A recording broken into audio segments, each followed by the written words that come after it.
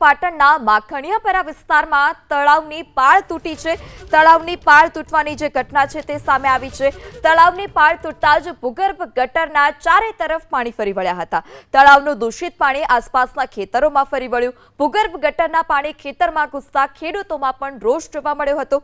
ખેડૂતોએ જમીનને વ્યાપક નુકસાનીની ભીતિ પણ વ્યક્ત કરી છે।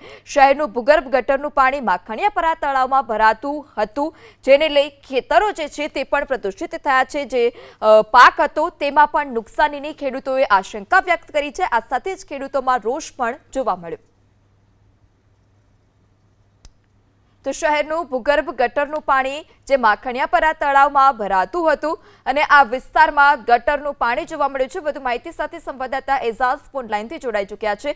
જે એઝાઝ, કેટલા સમયથી આ વિસ્તારમાં આ જ પ્રકારની સમસ્યા છે અને ભૂગર્ભ ગટરના પાણી ફરી વળે છે?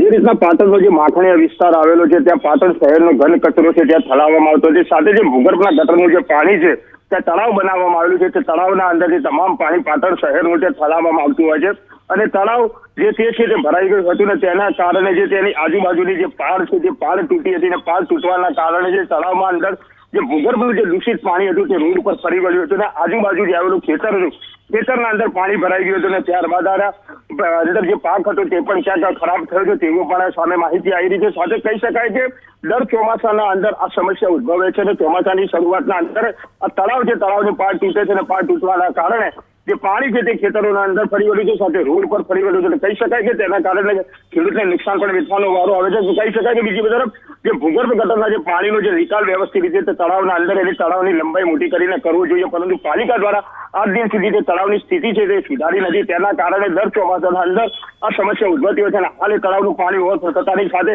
આજુબાજુના વિસ્તારમાં પાણી ફરી વળ્યું છે। જી એઝાઝ, સમગ્ર માહિતી બદલ આભાર।